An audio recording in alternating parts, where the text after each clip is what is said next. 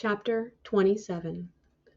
When daybreak came, the ruling Kohanim and the elders of the people conspired against Yeshua to put him to death. And they tied him up, led him away, and handed him over to Pilate the governor. Then Yehuda, his betrayer, saw that Yeshua had been condemned. Feeling remorse, he brought the 30 silver pieces back to the ruling Kohanim and elders, saying, "I've sinned, betraying innocent blood." But they said, "What's that to us? You see to it yourself." After tossing the silver into the temple sanctuary, he left. Then he went off and hanged himself.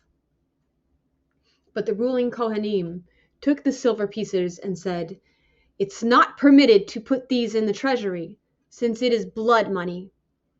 So after they conferred, they brought with them the potter's field as a cemetery for strangers. For this reason, that field has been called the field of blood to this day.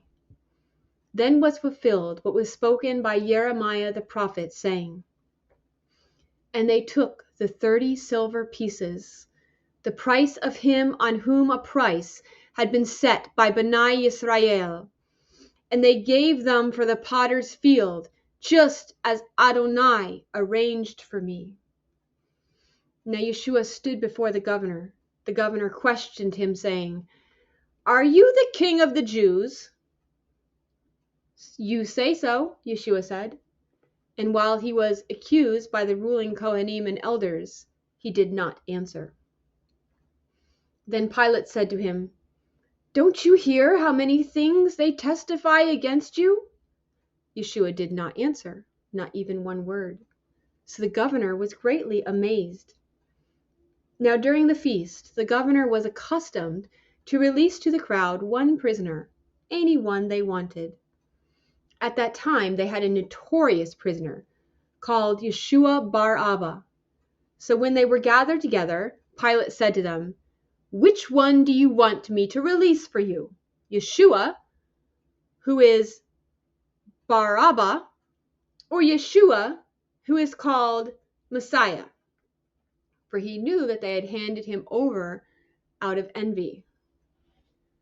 While Pilate was sitting on the judgment seat, his wife sent him a message saying, "Don't have anything to do with that righteous man, for today I've suffered many things in a dream because of him." Now the ruling Kohanim and elders persuaded the crowds that they should ask for Bar Abba and destroy Yeshua. But the governor responded, "Which of the two do you want me to release for you?" And they said, "Bar Abba." Pilate said to them, "Then what shall I do with Yeshua, who is called Messiah?" "Execute him," all of them say. But Pilate said, "Why? What evil has he done?" But they kept shouting all the more, saying, "Let him be executed."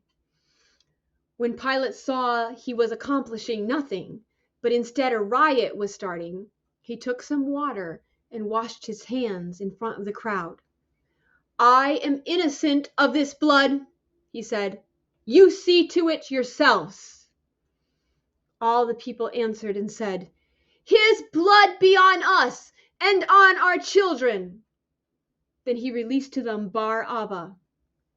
And after he had Yeshua scourged, he handed him over to be crucified. Then the governor's soldiers took Yeshua into the praetorium and gathered the whole cohort around him. They stripped him and put a scarlet robe around him, and after braiding a crown of thorns, they placed it on his head and put a staff in his right hand. And falling on their knees before him, they mocked him, saying, "Hail, King of the Jews!" And they spat on him, and they took the staff and beat him over and over on the head. When they finished mocking him, they stripped the robe off him and put his own clothes back on him. And they led him away to crucify him. As they came out, they found a man from Cyrene, Simon by name. They forced him into service to carry Yeshua's crossbeam. And when they came to a place called Golgotha, that is to say, place of a skull, they offered him wine mingled with gall to drink. But after tasting, he was unwilling to drink it. And when they had crucified him, they divided his clothing among themselves by casting lots. And they sat down and kept guard over him there. Over his head they put the charge against him, which reads, "This is Yeshua, the King of the Jews." Then other outlaws were executed with him, one on the right and one on the left. Those passing by were jeering at him, shaking their heads and saying, "You who are going to destroy the temple and rebuild it in 3 days, save yourself. If you are Ben Elohim, come down from the stake." Likewise, the ruling Kohanim, along with the Torah scholars and elders, were also mocking him. "He saved others," they were saying, "but he can't save himself. He's the King of Israel. Let him come down now from the stake, and we'll believe in him. He trusts in God. Let God rescue him now if he wants him. For he said, 'I am Ben Elohim.'" Even the outlaws who were executed with him were ridiculing him the same way. Now from the 6th hour, darkness fell upon all the land until the 9th hour. About the 9th hour, Yeshua cried out with a loud voice, saying, "Eli, Eli, lama sabachthani?"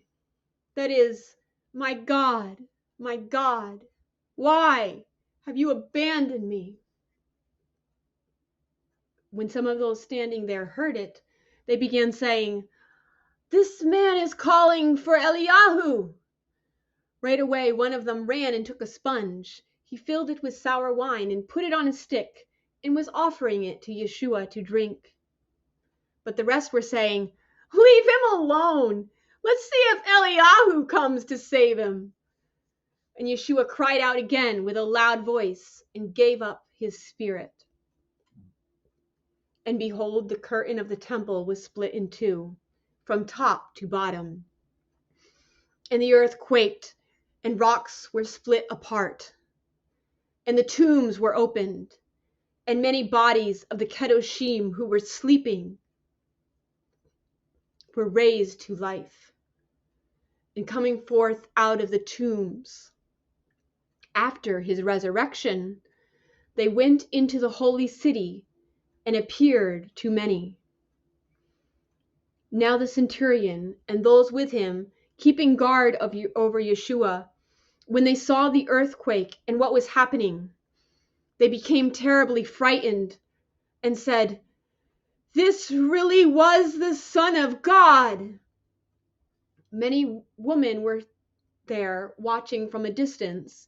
They had followed Yeshua from the Galilee, serving him. Among them were Miriam from Magdala, Miriam the mother of Yaakov, and Joseph, the mother of Zebedee's sons.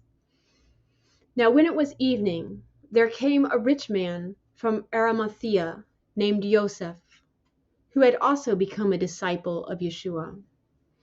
This man went to Pilate and asked for Yeshua's body.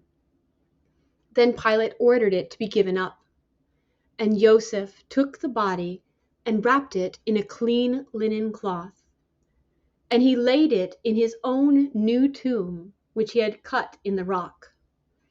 Then he rolled a large stone up to the door of the tomb and went away. Now Miriam from Magdala was there, and the other Miriam sitting opposite the tomb. Now on the next day, which is after the preparation, the ruling Kohanim and Pharisees were gathered before Pilate. "Sir," they said, "we remember how that deceiver said while he was still alive, 'After 3 days I'm to be raised.' Therefore, Order the tomb to be made secure until the third day, so his disciples do not come and steal him away. They will tell the people, 'He is risen from the dead.' Then the last deception will be worse than the first." "You have a guard," Pilate said to them. "Go, make it as secure as you know how." So they went and made the tomb secure, sealing the stone along with the soldiers of the guard.